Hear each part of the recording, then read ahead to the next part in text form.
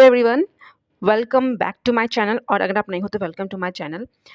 ओबी का चैप्टर 2 है ये, अंडरस्टैंडिंग इंडिविजुअल। इसमें पर्सनालिटी एंड परसेप्शन को हम कवर करेंगे।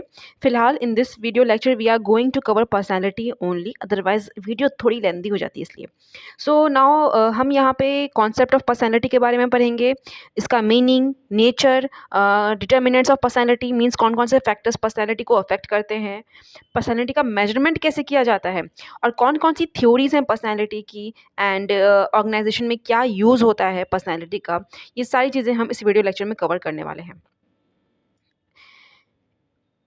इस चैप्टर से ये जो टॉपिक है पर्सनालिटी, इससे आपका इस टाइप के क्वेश्चंस एग्जाम में आ सकते हैं। सो प्लीज़ इसका एक स्क्रीनशॉट ले लीजिए एंड मेक श्योर कि ये सारा कवर कर ले हम यहाँ पे, और जो भी रह जाए प्लीज़ नीचे कमेंट ज़रूर कीजिएगा।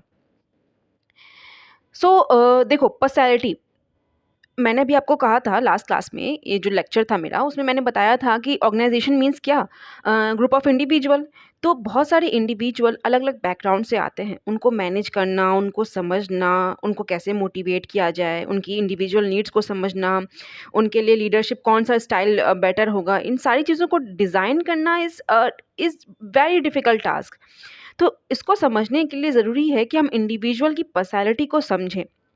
ठीक है, तो personality is an important factor influencing an employee behaviour. Personality is crucial in organisation behaviour as it influences employee motivation, job satisfaction, leadership, effectiveness, team dynamics and overall organisation culture.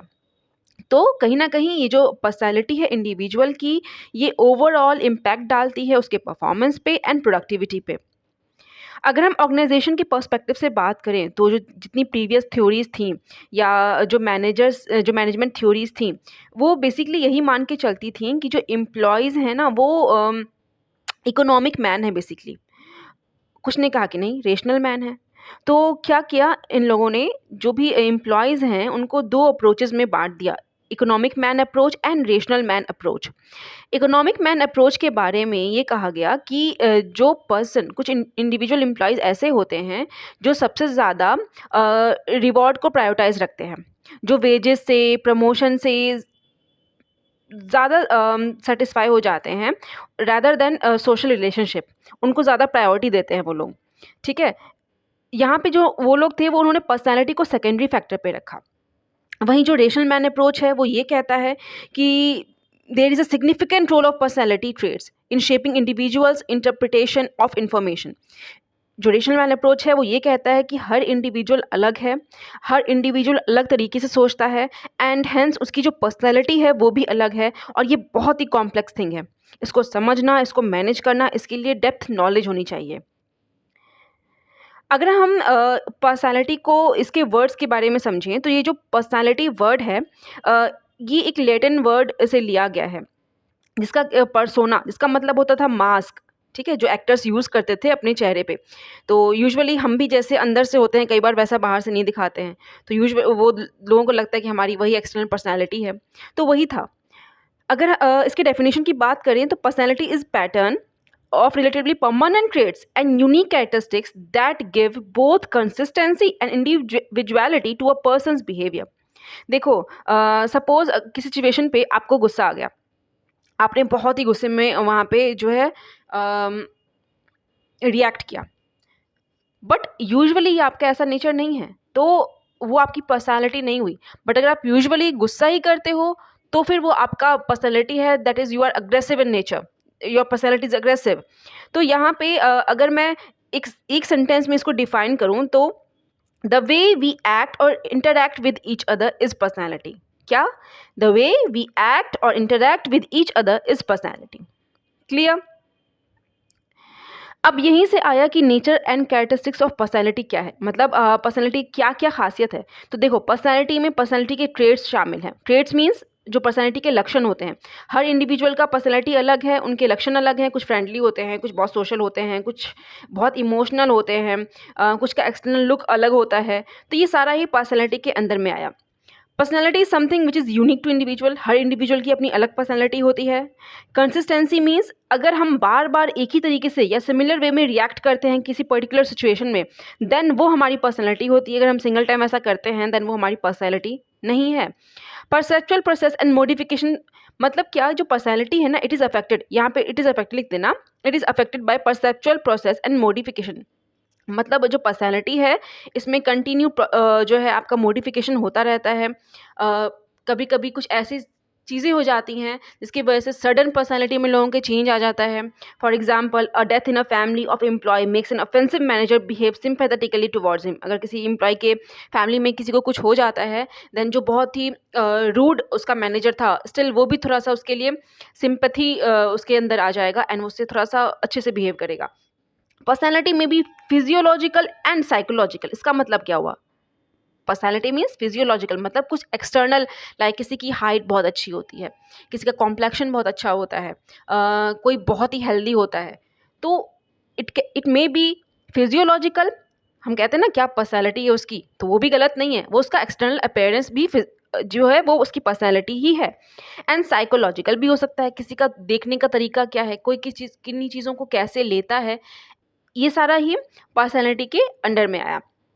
फिर values and beliefs, जो personality है ये जो person की values and beliefs को भी guide करती है। दोनों इंटर रिलेटेड हैं। जो हमारी वैल्यूज़ एंड बिलीव्स हैं ये भी हमारी पर्सनैलिटी को अफेक्ट करती हैं, और हमारी पर्सनैलिटी भी इसको अफेक्ट करती है। ठीक है। फिर एक कॉग्निशन मतलब होता है जब हम जो हमारी मेंटल चलने वाली चीज़ है। तो cognitive process such as perception, reasoning, memory and decision making are also shaped by personality.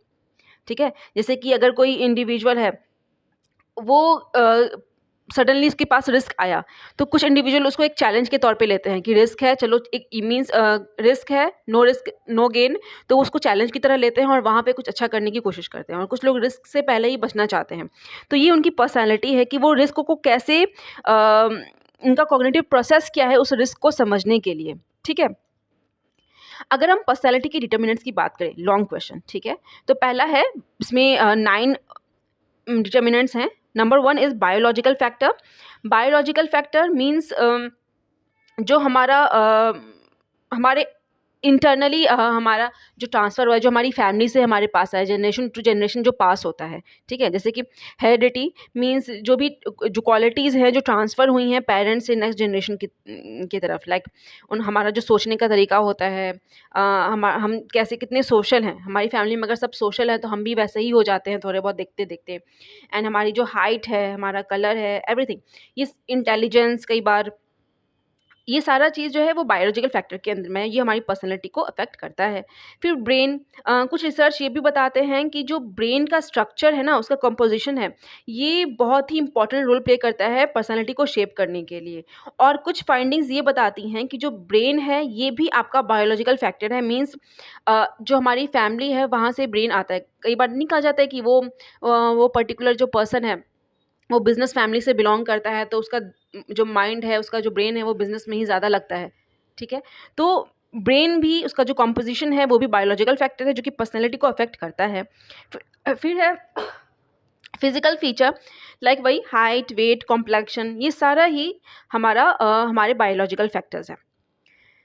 Other one is family factors. देखो, सोशलाइजेशन प्रोसेस मीन्स हम जिस फैमिली में रहते हैं, पलते हैं, बचपन से जहाँ पे हमारा बचपन जहाँ बीता होता है, तो वो जो चाइल्ड है उसका पहला जो स्कूल होता है वो उसका घर होता है ना?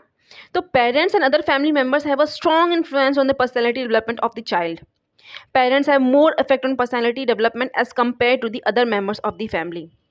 बहुत सारे घरों में जो पेरेंट्स हैं, अगर वो पहले गुस्सा भी करते हैं तो एक चाइल्ड के आने के बाद वो थोड़ा सॉफ्ट हो जाते हैं। रीज़न ये कि वो समझते हैं कि हम जैसा बिहेव करेंगे शायद हमारा जो बच्चा है वो चीज़ वो कॉपी करेगा या वो सीख लेगा, उसको अडॉप्ट कर लेगा, तो वो इससे बचते हैं। तो फैमिली फैक्टर्स का बहुत इंपॉर्टेंट रोल है किसी की भी पर्सनैलिटी को अफेक्ट करने के लिए। ये होता कैसे है? तो थ्रू आइडेंटिफिकेशन प्रोसेस। मीन्स जो फैमिली में कई बार जो लोग हैं या हम हैं, हमेशा ही हम अपने फैमिली में किसी को कॉपी करने की कोशिश करते हैं। हम चाहते हैं कि हम वैसे ही बने। जब हम छोटे होते हैं बहुत ज़्यादा, तो लाइक अगर एक डॉटर है तो वो कोशिश करती है अपनी मम्मी जैसा बने।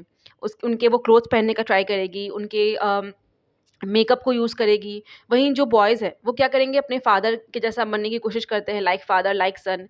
तो आइडेंटिफ़ाई करने की कोशिश करते हैं। वहीं अगर जो बर्थ ऑर्डर है इसका भी इफ़ेक्ट पड़ता है। कई बार देखा गया है जो फर्स्ट बॉर्न चाइल्ड होता है फैमिली के अंदर में, वो बहुत ही हार्ड वर्किंग होता है, बहुत रेशनल होता है, मतलब चीज़ों को बहुत ही अच्छे से सोचता है, ठीक है, ज़्यादा रिस्पॉन्सिबल होता है, अग्रेसिव कम होता है, ठीक है। तो ये सारी चीज़ें देखने को मिलती हैं जो कि एल्डर सन होता है फैमिली में, तो ये भी अफेक्ट करती हैं किसी की पर्सनैलिटी को। Next one is situational factor. Situation factor means कभी कभी ये सिचुएशन आ सकती है जिसमें कि जो पर्सन है वो थोड़ा अलग तरीके से डिफरेंट वे में रिएक्ट करता है, बिहेव करता है। जनरली जो स्टेबल एंड कंसिस्टेंट जो पैटर्न होता है हमारे बिहेवियर का, वही पर्सनैलिटी होती है। इसलिए कभी कभी होता ये है कि जो पर्सन है वो अलग तरीके से बिहेव करता है, सडनली कोई ऐसा सिचुएशन हो गया फैमिली में जिसके बाद वो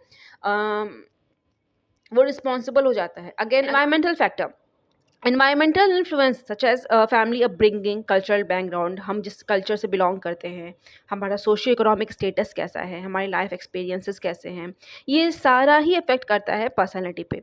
लाइक जो भी हमारा चाइल्डहुड एक्सपीरियंस होता है, अगर हम जॉइंट फैमिली से बिलोंग करते हैं तो हमें हम सोशलाइज बहुत ज़्यादा जल्दी हो जाते हैं, हम थोड़े एक्सट्रोवर्ट किस्म के होते हैं। हम वहीं अगर न्यूक्लियर फैमिली में रहते हैं तो हम थोड़े इंट्रोवर्ट हो जाते हैं। तो ये हमारी पर्सनैलिटी को अफेक्ट करता है। ओके, जो हमारा कल्चर है वो भी हमारी बिलीफ को, हमारी वैल्यूज़ को शेप करता है। फिर लाइफ एक्सपीरियंसेस एंड इवेंट्स, ठीक है। Significant life experiences such as trauma, loss, achievement और transition can have a profound impact on personality development. Positive and negative life event can shape beliefs, values and coping strategies leading to changes in personality traits and behaviour. Okay, तो ये वही वाला point जो भी मैंने आपको बताया, कभी कभी पॉजिटिव चेंज भी आता है, कभी कभी नेगेटिव चेंज भी आता है।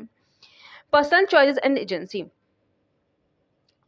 Personal agency refers to the capacity of self-direction and intentional behavior which allows individuals to actively engage in self-development and shape their personality over time. कभी कभी हम अपने पर्सनल चॉइस से वैसा दिखाने की कोशिश करते हैं जैसा सिचुएशन है। हम बहुत ही ज़्यादा एक्सट्रोवर्ट किस्म के आदमी हैं, हम बहुत थोड़े हम ज़्यादा टॉकेटिव हैं नेचर में। बट स्टिल अगर हम किसी ऐसे प्लेस में चले जाते हैं या किसी ऐसे माहौल में चले जाते हैं जहाँ पे लोग कम बात करते हैं, तो ऑटोमेटिकली हम वो अडॉप्ट कर लेंगे एंड हम भी थोड़ा धीरे धीरे वैसे ही हो जाएंगे, ठीक है। या फिर हम वैसा भी बनने की कोशिश भी करते हैं क्योंकि सब वैसे ही हैं, तो हमें भी वैसा ही बिहेव करना होता है कई बार। So next one is school. School तो पहला प्लेस है जहाँ पे चाइल्ड बहुत सारी चीज़ें सीखता है अपने स्कूल में, अपने टीचर से सीखता है, वहाँ पे जो सब्जेक्ट्स पढ़ाए जाते हैं उससे सीखता है। लाइक हमारे स्कूल में मॉरल साइंस का सब्जेक्ट हुआ करता था एंड उसमें बहुत सारी चीज़ें सिखाई जाती थी जो अभी भी हमें याद हैं। जो भी स्टोरीज सुनाई जाती थी, जब भी हमारा फ्री पीरियड होता था, हमारी मैम हमें स्टोरीज सुनाती थी ग्रेट मैन की, जो महान आदमी थे, महात्मा गांधी ऐसे थे। तो ये सब सीखने को हमें मिलता था कि कैसे सिंप्लिसिटी में भी अच्छी चीज़ होती है। फिर है रिलीजन। रिलीजन भी ना बहुत इंपॉर्टेंट रोल कहीं ना कहीं प्ले करता है पर्सनैलिटी को शेप करने के लिए। बहुत बार माना जाता है कि जो मुस्लिम्स होते हैं, जो मुस्लिम कम्युनिटी के लोग हैं, वो हर काम को करने के लिए रेडी होते हैं, कोई काम छोटा बड़ा नहीं मानते वो लोग। बहुत ही इनका क्रिएटिव माइंड रहता है। आप देखोगे जितना भी आर्ट आर्ट वाली चीज़ें होती हैं जहाँ पे क्रिएटिविटी बहुत इन्वॉल्व है, तो वो आपको मिलेंगे, वो मुस्लिम्स होते हैं। साथ ही जो, अगर मैं हिंदू कम्युनिटी की बात करूँ, तो स्टार्टिंग से ही हमें सिखाया जाता है कि भाई ये मत करो, अब पाप चढ़ेगा। तो वो भगवान का जो डर है वो स्टार्टिंग से ही हमारे अंदर डाला जाता है। तो हमारे एथिक्स इससे हमारे मोरल उससे थोड़ा ज़्यादा जो है हमारी मॉरल वैल्यूज़ और ज़्यादा उसमें डेवलप होती है। सिमिलरली जो क्रिश्चियंस होते हैं उनको ओपन माइंडेड कहा जाता है, ठीक है। प्लेस ऑफ वर्क, जहाँ पे भी हम काम करते हैं वो भी कहीं ना कहीं जाहिर सी बात है हमें पर्सनैलिटी को डेवलप करेगा। तो ये कुछ फैक्टर्स हैं जो पर्सनैलिटी को बहुत ज़्यादा इन्फ्लुएंस करते हैं। नाउ पर्सनैलिटी के कौन कौन से टाइप्स हैं। देखो, अलग अलग इंडिविजुअल का अलग अलग पर्सनैलिटी है, तो इसको ये बताना कि इतनी सारी टाइप्स की पर्सनैलिटी, ये बहुत डिफिकल्ट हो जाता है, ठीक है, क्योंकि इतने सारे इंडिविजुअल हैं, सबका अलग अलग नेचर है। लेकिन फिर भी कुछ थ्योरीज के अंदर में जो है पर्सनैलिटी को कुछ कैटेगरीज में बांट दिया गया है और उसी के थ्रू हम रिलेट कर सकते हैं कि इस पर्टिकुलर इंडिविजुअल की, पर्टिकुलर एम्प्लॉय की ये वाली पर्सनैलिटी है। तो उसमें जो कॉमन जो अप्रोचेस हैं वो मैंने यहाँ पे इंक्लूड किया है। Number 1 is 5 factor model, that is big 5 इसको कहा जाता है। The big 5 model traits are widely recognised and it includes, मतलब इसमें बहुत सारे कैरेक्टरिस्टिक्स हैं, जैसे लाइक ओपननेस टू एक्सपीरियंस। ये वो लोग होते हैं, ये वो पर्सनैलिटी है जो कि बहुत ही क्रिएटिव माइंडेड होते हैं, ये न्यू न्यू थिंग्स ट्राई करना चाहते हैं अपनी लाइफ में। फिर है कॉन्सेंशसनेस, मतलब ये वो लोग होते हैं जो बहुत ही कॉन्शियस होते हैं, केयरफुल होते हैं, थॉटफुल होते हैं और अपनी ड्यूटी को बहुत ही अच्छे से चलाते हैं, ठीक है। एक्स्ट्रावर्जन जो बहुत ही सोशल होते हैं, असर्टिव होते हैं, एनर्जी लेवल हमेशा हाई रहता है, टॉकेटिव नेचर के होते हैं, सोशल इंटरेक्शन को बहुत पसंद करते हैं। कुछ होते हैं अग्रीएबलनेस, मतलब हाँ में हाँ मिलाते हैं, यस यस। ये बहुत ही फ्रेंडली नेचर के होते हैं और ये वो लोग होते हैं जो हमेशा ही अपनी ज़रूरतों से पहले सामने वाले की ज़रूरत को समझते हैं, तभी तो हाँ में हाँ मिलाएंगे ना। तो वो दूसरों की नीड्स को फुलफिल करना पहले कोशिश करते हैं। एंड ऐसे लोग इसीलिए बहुत ज़्यादा फ्रेंडली होते हैं, कोऑपरेटिव होते हैं। इमोशनल स्टेबिलिटी, कुछ लोगों की इमोशनल स्टेबिलिटी बहुत ही ज़्यादा अच्छी होती है। वो स्ट्रेस को बहुत ही पॉजिटिवली लेते हैं, ठीक है। फिर अदर पर्सनैलिटी टाइप्स हो गया जो कि मेयर्स ब्रिग्स ने दिया था, टाइप इंडिकेटर इस नाम से भी जाना जाता है इसे। इसमें extraversion and introversion, sensing versus intuition, तो इन टाइप्स की पर्सनैलिटी टाइप्स को इन्होंने इंक्लूड किया था। एंड जैसे कि एक्स्ट्रावर्जन नाम से पता चल रहा है, अगेन ये थोड़े से ओपन होंगे, इंट्रोवर्जन थोड़े इंट्रोवर्ट टाइप के होंगे। सेंसिंग वर्सेस इंट्यूशन, मतलब ये वो लोग होते हैं, सेंसिंग वाले पर्सनैलिटी वो होती है जो हर चीज़ में सबूत चाहती है, मतलब जो अपने 5 सेंसेस के थ्रू वो फ़ील करते हैं, वो देखते हैं, वो बस उसी पे यकीन करते हैं। वही इंट्यूशन वाले वो होते हैं जो हमेशा कहते हैं कि मुझे लगता है कि ऐसा हो सकता है, ठीक है? वो थोड़ा उनमें एक अनसर्टेनिटी रहती है क्योंकि उनका जो इंट्यूशन कहता है वो उस पे ज़्यादा बिलीव करते हैं। थिंकिंग वर्सेस फीलिंग, कुछ लोग थिंक ज़्यादा करते हैं, कुछ लोग फील करते हैं एंड देन फिर बोलते हैं। जजिंग वर्सेस परसीविंग, जजिंग मतलब परसीविंग पहले समझते हैं। जो परसीविंग होते हैं वो नई चीज़ों को सीखना चाहते हैं, उनको खुद में अडॉप्ट करने की कोशिश करते हैं। जजिंग पहले दूसरों को जज करते हैं किसमें क्या गलत है, क्या सही है। परसीव मतलब अपने अंदर वो चीज़ नहीं लाना चाहते हैं, वो क्वालिटी नहीं डेवलप करना चाहते हैं, ठीक है। फिर है type A and type B personality. ये type A and type B दो टाइप्स की पर्सनैलिटी है। टाइप ए पर्सनैलिटी वो होते हैं जो कॉम्पिटिटिव होते हैं, एम्बिशियस इन नेचर होते हैं, टाइम कॉन्शियस होते हैं और जो है स्ट्रेस को बहुत ईजिली लेते हैं, उसको हैंडल करना जानते हैं। टाइप बी वो लोग होते हैं जो रिलैक्स्ड होते हैं, ठीक है। उनको कोई काम की जल्दी नहीं है। ये वो लोग होते हैं जो कहते हैं कि आज करे सो कल कर, कल करे सो परसों, ठीक है। फिर है एक्सट्रोवर्ट इंट्रोवर्ट पर्सनैलिटी टाइप्स।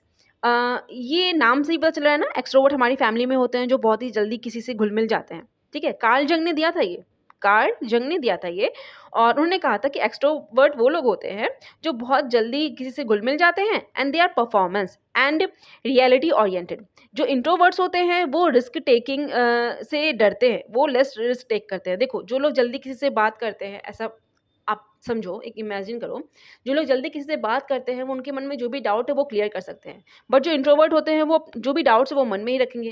जब तक डाउट क्लियर नहीं होगा तब तक आप रिस्क कैसे ले पाओगे, है ना। They require strong motivation to and in specific direction. कौन? जो इंट्रोवर्ट पर्सनैलिटी के लोग होते हैं उनको स्ट्रॉन्ग मोटिवेशन की ज़रूरत होती है, बार बार बोलते रहो नहीं you can do it, you can do it, तभी वो थोड़ा एनकरेज होते हैं काम को करने के लिए, ठीक है।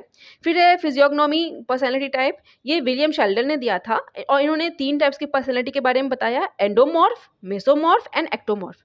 जो एंडोमॉर्फ के लोग हैं ये बहुत ही फ्रेंडली होते हैं, ये लोगों के बारे में बहुत सोचते हैं, थोड़े फूडी किस्म के होते हैं लेकिन बहुत हेल्पफुल भी होते हैं।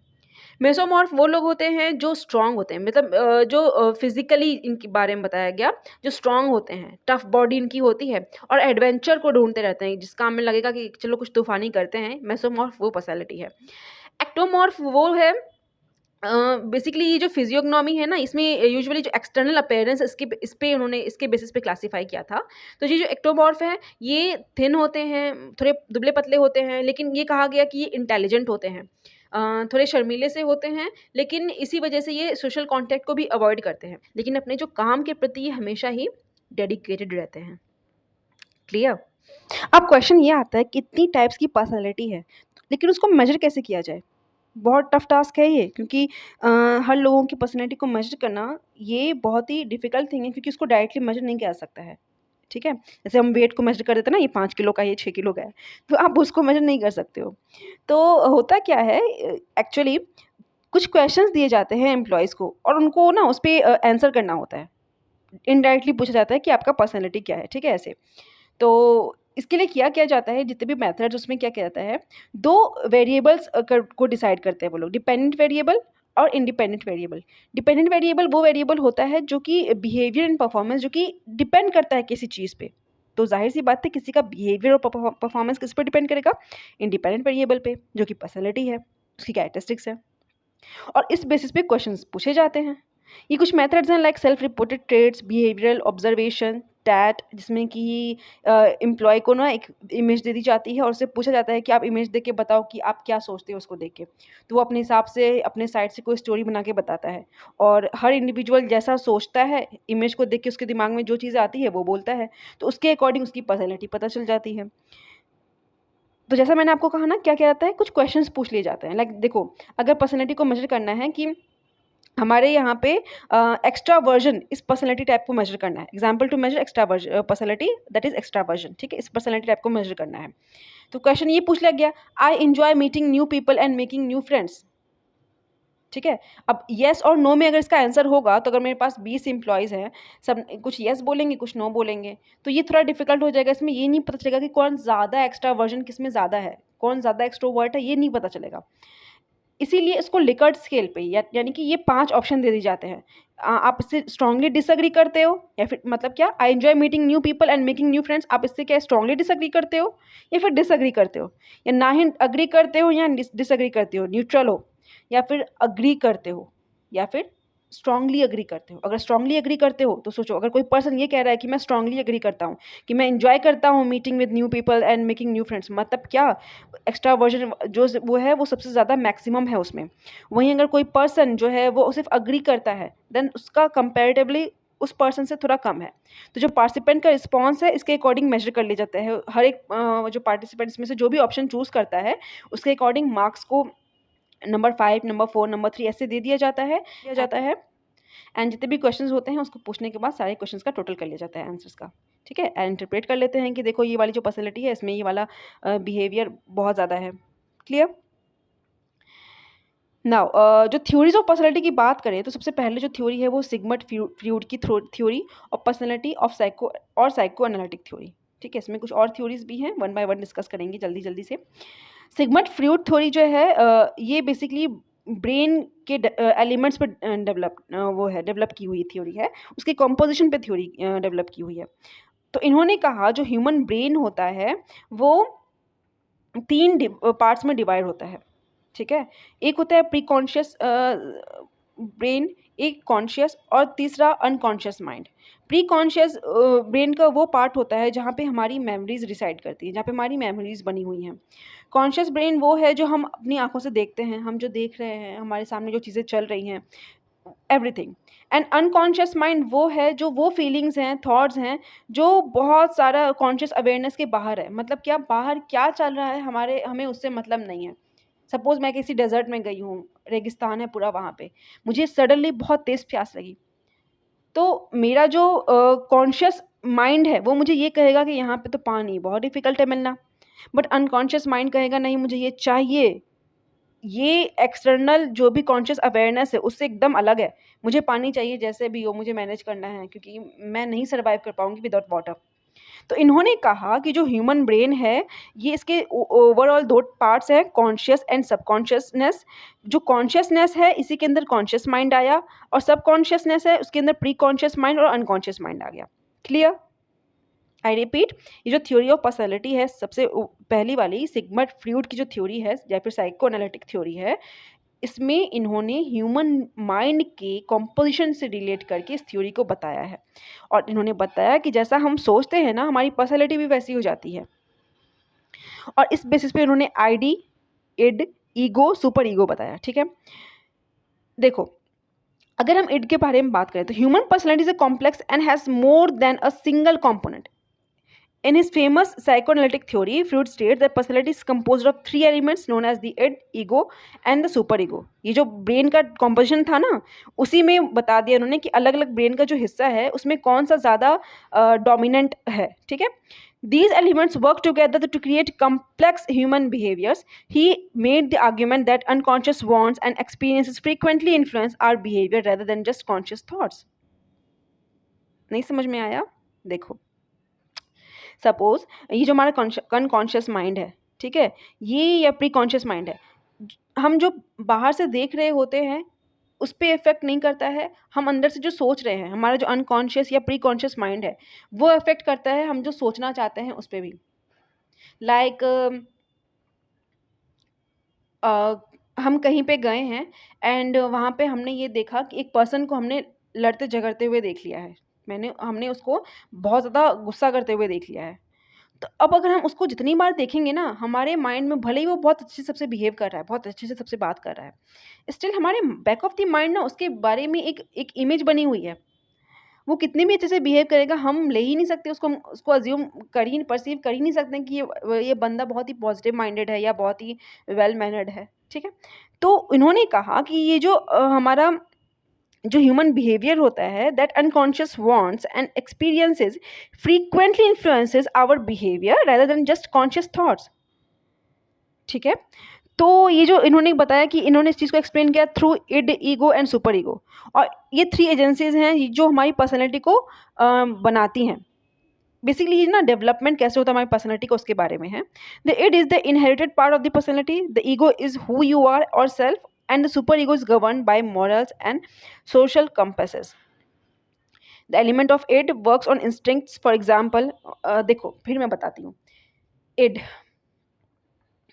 इड ना आपके ब्रेन का वो पार्ट है, वही जो ये वाला था ना पार्ट, अनकॉन्शियस वाला, ठीक है? यहाँ पे ये अनकॉन्शियस माइंड का जो हिस्सा है ये आपके इड को डिनोट करता है, ठीक है? ये वो पार्ट है जहाँ पे आपको कोई चीज़ बस चाहिए, आप सही गलत से आपको कोई फ़र्क नहीं पड़ता वहाँ पे। अगर एक छोटे से बच्चे को भूख लगी होती है तो वो उसे तुरंत कुछ खाने के लिए चाहिए, उसे सही गलत से कोई मतलब नहीं है कि मुझे क्या चीज़ लेना चाहिए, क्या चीज़ नहीं खाना चाहिए, वो मुँह में कुछ भी ले सकता है। ये जो इड है ना, ये वर्क करता है हमारे इंस्टिंक्ट पे। हमें अगर कोई चीज़ चाहिए तो हम कुछ भी खाने के लिए रेडी हो जाएँगे अगर हमें भूख लगी हुई है तो, भले ही हमें वो पसंद भी ना हो। ईगो वर्क करता है रियलिटी प्रिंसिपल पे, कोशिश करेंगे कि कुछ अच्छा हमारे लायक मिल जाए खाने के लिए। सुपर ईगो जो वर्क करता है वो है मोरालिटी पे, मतलब क्या सही है, क्या गलत है, इन सारी चीज़ों को एनालाइज़ करने के बाद सुपर ईगो वर्क करेगा।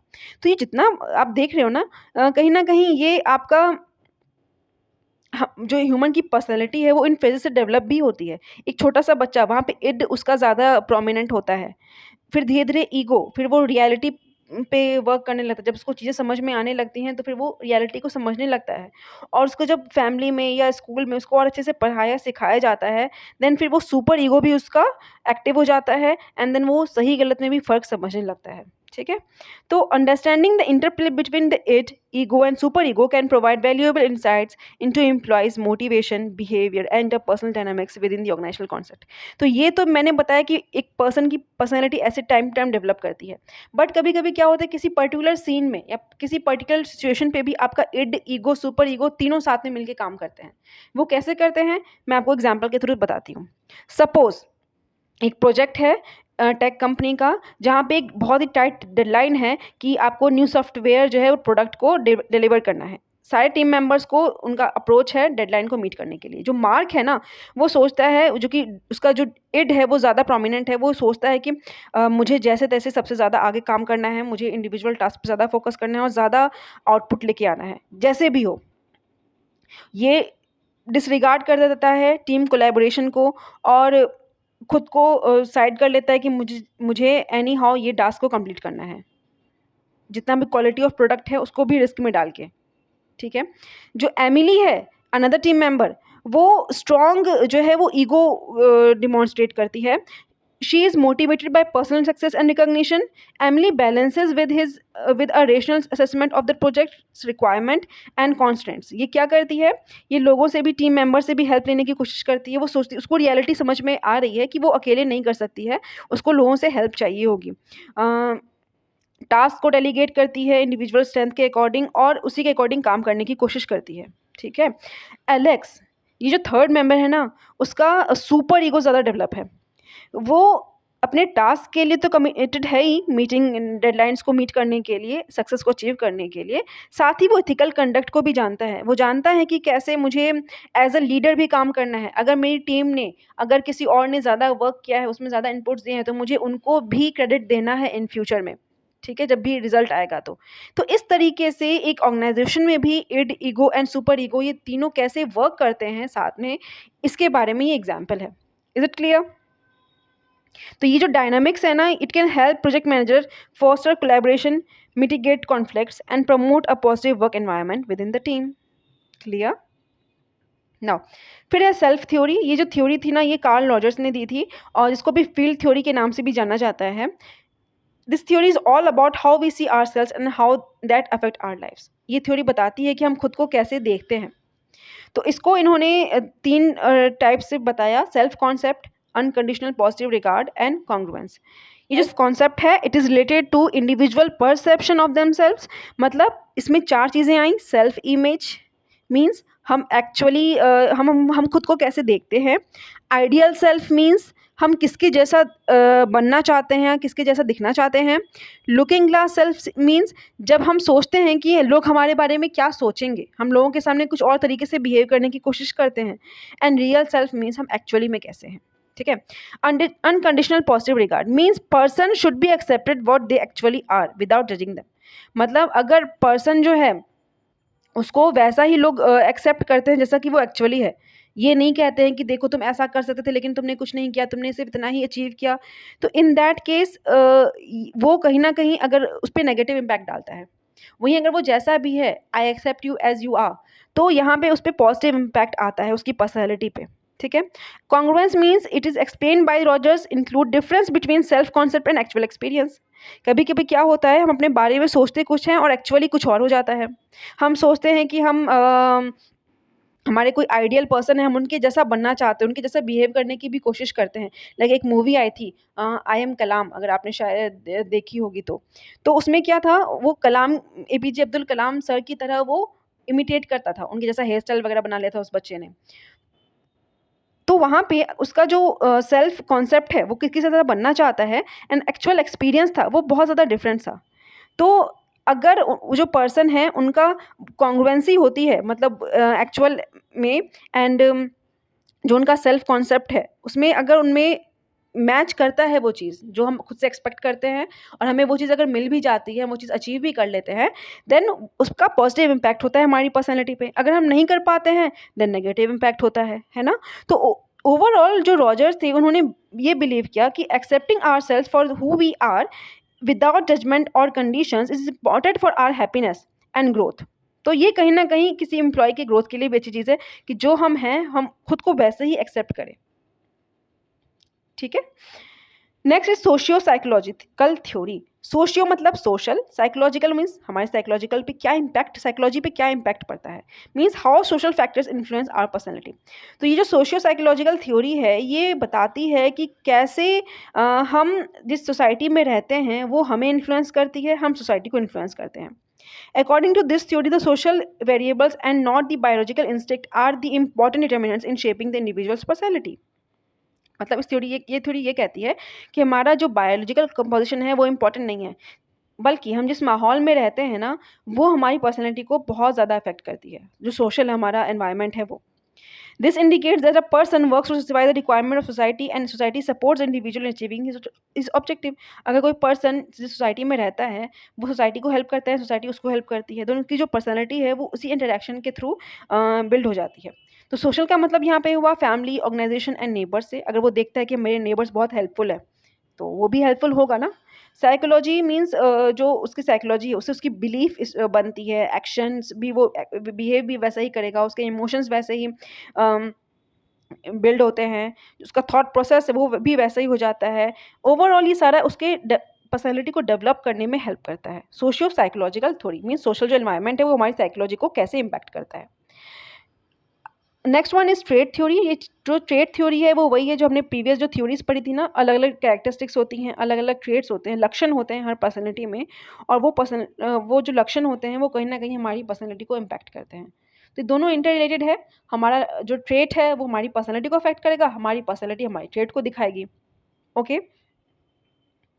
नाउ कहाँ पे यूज़ होता है ऑर्गेनाइजेशनल एप्लीकेशन का, मतलब जो पर्सनैलिटी है उसका ऑर्गेनाइजेशन में कहाँ कैसे यूज़ होगा। तो इसको समझने से पहले हमें ये समझना पड़ेगा जो पर्सनैलिटी के अलग अलग एट्रीब्यूट्स हैं वो ऑर्गेनाइजेशन बिहेवियर को कैसे इन्फ्लुएंस करते हैं। इसको समझने के लिए आप ये भी देखो, personality attributes of employee are used in understanding the behaviour of employees and to design suitable strategies to deal with their behaviour.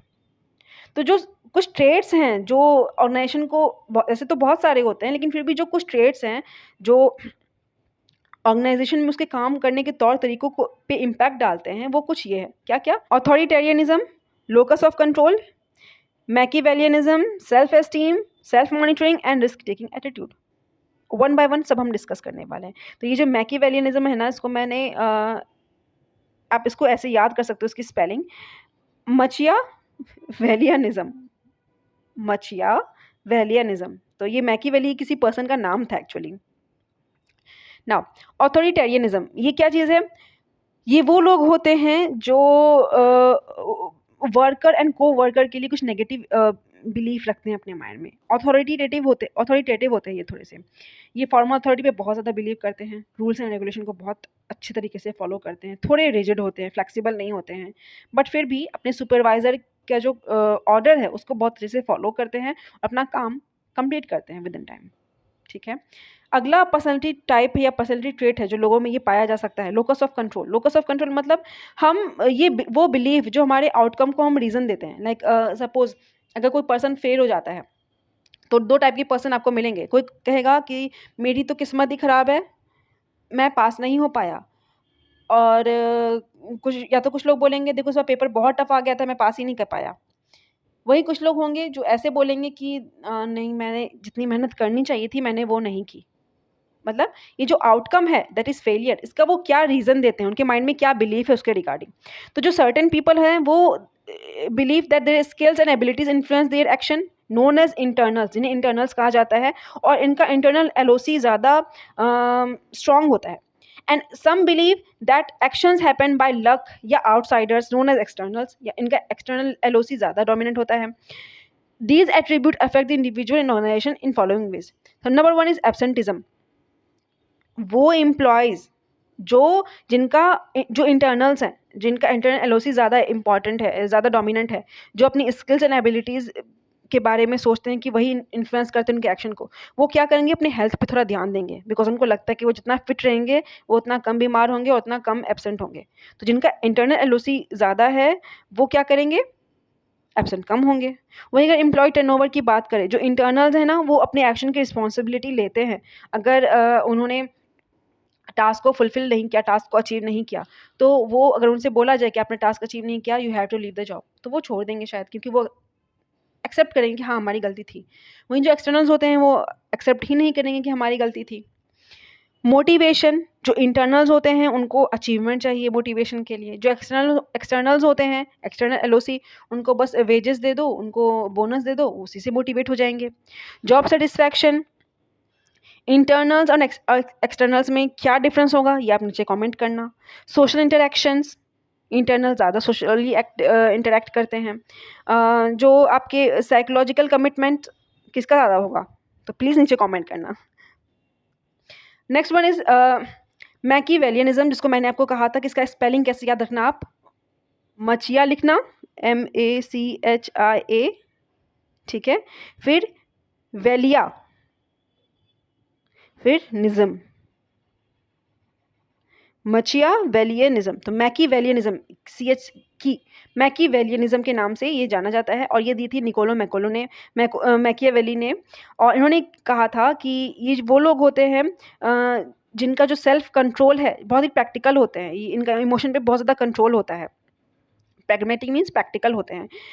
ये लोगों से इमोशनली डिस्टेंस मेंटेन करके रखते हैं, और ये सोचते हैं कि अगर मेरा रिजल्ट आ जाता है तो मैं जितनी भी मेहनत कर रहा हूँ या कर रही हूँ वो सही है, सुटेबल है। तो they actively participate in organisation politics, manipulate more, but consider ethics को भी कंसिडर करते हैं। फिर सेल्फ एस्टीम, ये वो फीलिंग है जिसमें कि हम खुद को लाइक करें या डिसलाइक करें, इसके बारे में। It is related with individual desire for success, हम जो लाइफ में क्या करना चाहते हैं। People with high self esteems are risk takers, जिनके सेल्फ एस्टीम थोड़ी हाई होती है वो रिस्क टेक करना जानते हैं, वो रिस्क लेना चाहते हैं। और वो लोग जो इनकी लो सेल्फ एस्टीम होती है वो हमेशा ही बाहर वाले को क्या करते हैं, ब्लेम करते हैं किसी भी काम के लिए। सेल्फ मॉनिटरिंग, ये वाले जो पीपल होते हैं वो क्या करते हैं, अपने बिहेवियर को हमेशा ही एडजस्ट करते हैं, दूसरों को देखते हैं कि वो कैसे बिहेव कर रहे हैं, किस पर्टिकुलर सिचुएशन में कैसे बिहेव करना चाहिए, और खुद के को भी वो उसी तरीके से करने की कोशिश करते हैं, खुद को जज करते रहते हैं, ठीक है। तो ये थोड़ा उनका जो वो होता है बिहेवियर को अडॉप्ट करते रहते हैं। रिस्क टेकिंग एटीट्यूड, कुछ पर्सन जो हैं वो रिस्क को बहुत ही अच्छा मानते हैं। वो सोचते हैं कि भाई रिस्क लेने से हमारा फ़ायदा ही होगा, तो ये जल्दी जल्दी डिसीजन भी लेते हैं, ज़्यादा सोचते नहीं हैं। जो कम रिस्क लेना चाहते हैं वो बहुत टाइम लेते हैं। हालांकि ये जो एटीट्यूड है ना, ये डिपेंड करता है जेंडर पे भी। कई बार कहा जाता है कि जो फीमेल होती हैं वो कम रिस्क लेना चाहती हैं, मेल क्विक डिसीजन ले लेते हैं क्योंकि वो रिस्क के बारे में इतना नहीं सोचते हैं। कास्ट, रिलीजन, नेशनैलिटी, ये सारा फैक्टर्स इम्पैक्ट करती हैं रिस्क टेकिंग एटीट्यूड पे। तो अब ये कुछ इन टाइप की कैटेगरीज या इन टाइप का जो फीचर्स है वो लोगों में दिखता है, एम्प्लॉयज़ में दिख सकता है।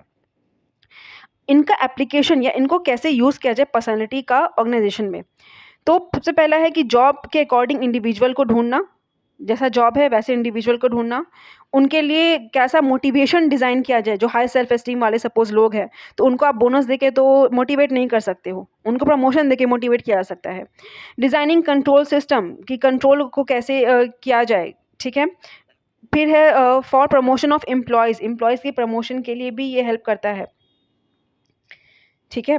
लाइक जो सेल्फ मॉनिटरिंग वाले लोग हैं, जो खुद को ही देख के कंसिडर कर लेते हैं कि देखो हम मुझ में ये चेंजेस की ज़रूरत है।